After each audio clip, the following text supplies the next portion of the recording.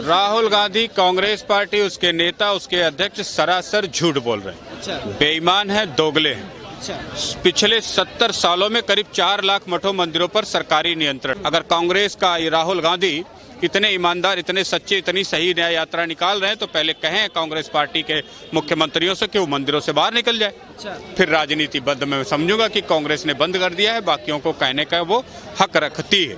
कोई भी घाटे का सौदा आप 10 दिन, 20 दिन, 25 दिन के ज्यादा नहीं चला सकते। अगर चलाएंगे तो आपकी कमर टूट जाएगी, घर द्वार बिकेगा करेंगे। अगर भारत सरकार अपनी कंपनी नहीं चला सकती, अपने फायदे का बिजनेस नहीं चला सकती, तो उसे क्या करेंगे आप?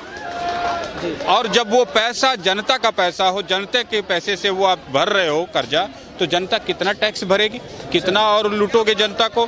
25,000 करोड़ का घाटा अगर भारत सरकार का है तो ये घाटा किसका फूफा ताऊ चुकाएगा? कांग्रेस के टाइम पे ये घाटे वाली जो योजनाएं थी वो चुका रहा था एक आम आदमी अपने टैक्स से।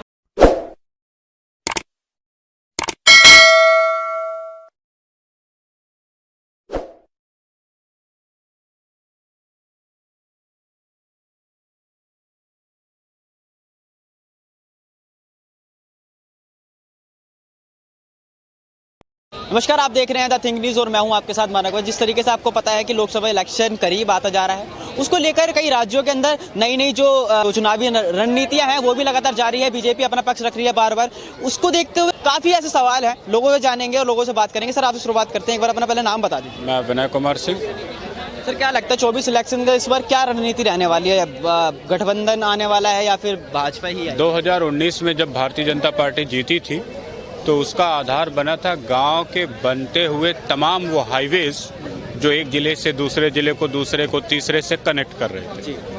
उस विकास के बाद अब जो स्थिति आई है, अब वो सारे हाईवे दनदनाते हुए एक हाई स्पीड हाईवे बने हैं, जिसका सपना हमने कभी बम्बई, दिल्ली, मुंबई, कोलकाता, चेन्नई के करीब आने पे जो हाईवेज हमें कभी दिखते थे, आज जो हमारे घर के, जिले के बगल से गुजरते हुए नजर आते हैं, तो जाहिर से बात है कि हमको बहुत खुशी और बड़ा गर्व महसूस होता है। इस गर्व को वोट में कन्वर्ट होते देर नहीं लगती। दूसरी बात, इससे 10 साल पहले जाओगे तो अटल बिहारी वाजपेयी की सरकार जब थी तो गांव-गांव वो पतली वाली सड़कें पहुंची थी। अब उसमें से 40% बड़ी वाली डबल लेन हो गई, 4 लेन हो गई।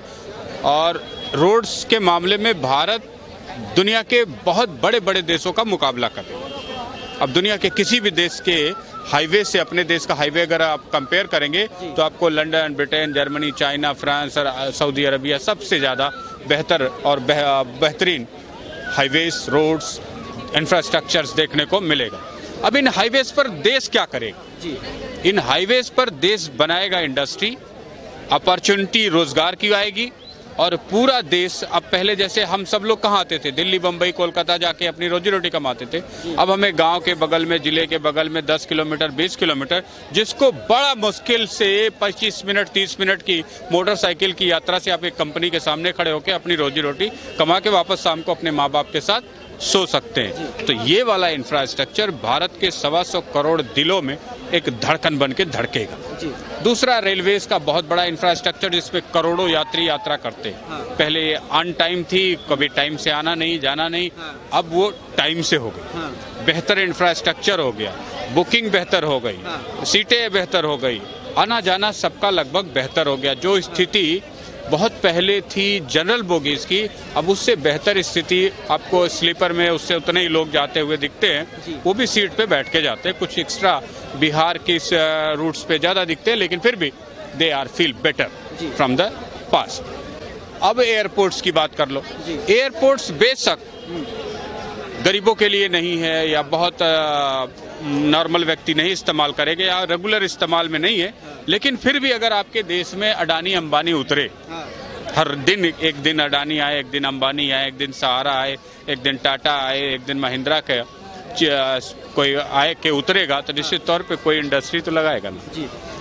कोई कारखाना तो लगाएगा ना, कोई पैकेज तो आपके गांव शहर को देके जाएगा ना। तो निश्चित तौर पे वो विकास का एक दूसरा मॉडल तैयार होगा। इसके अलग जब जाते हैं, आप देखते हैं देश में जल से नल, गांव-गांव में नल पहुंच गया। गांव गए होंगे तो आपने देखा होगा, गांव-गांव की खुदाई हुई और सबके घर के दरवाजे तक नल में पानी आने का व्यवस्था तय हो गई। फिर उसके बाद गैस सिलेंडर था। अब जंगल तो इतने रहे नहीं, खेतों में लकड़ियां नहीं रही कि हर आदमी लकड़ी पे खाना बना सके।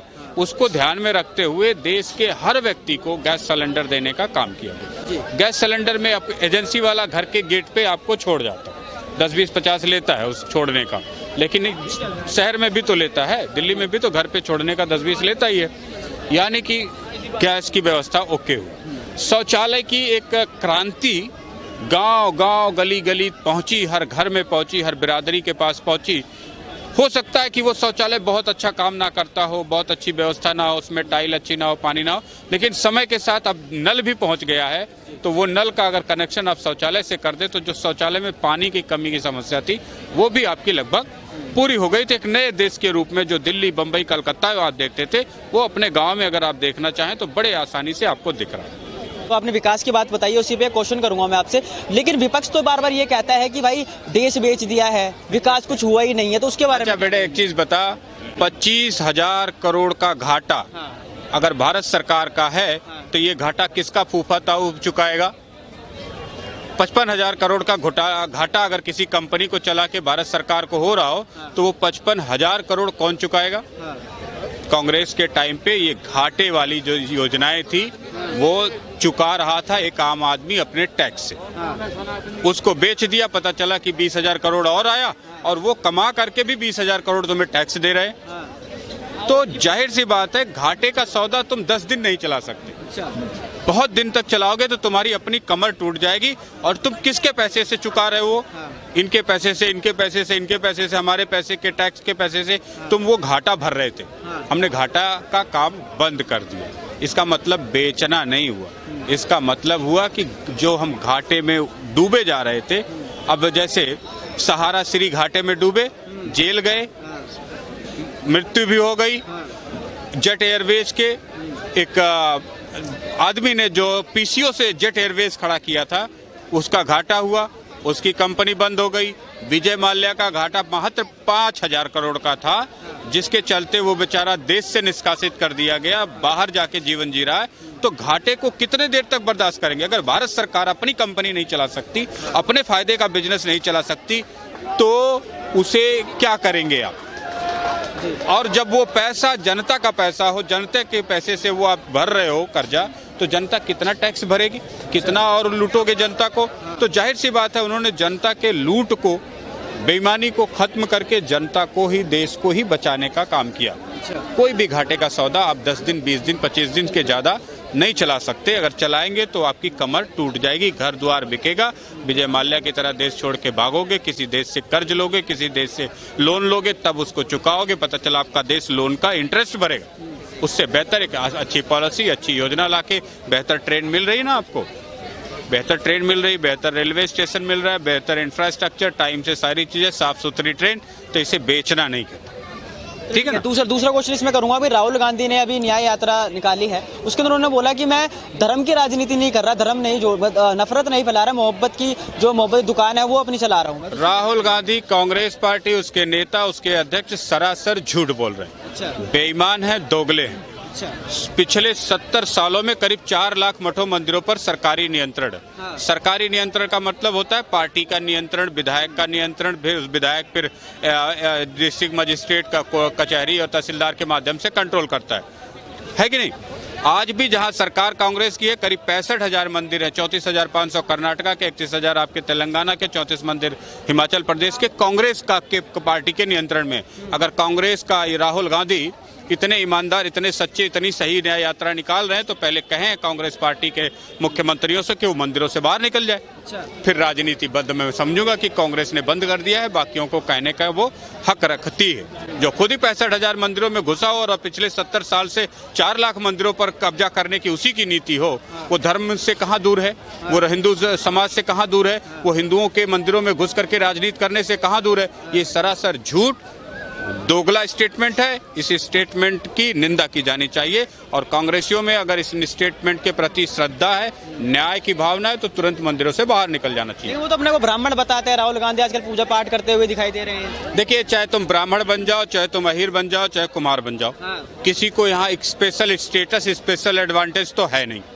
कोई भी बच्चा हो, कोई भी बेटा हो, बेटी हो, भारत का बेटा और बेटी है, उसको वही सम्मान प्राप्त है जो राहुल गांधी को प्राप्त है, जो प्रधानमंत्री नरेंद्र मोदी को प्राप्त है, जो राष्ट्रपति को प्राप्त है। तो फिर तुम प्रधान पंडित बनो तो क्या फर्क पड़ता है? बहुत सारे पंडित हैं, तुम्हारे जैसे हजारों लाखों पंडित हैं।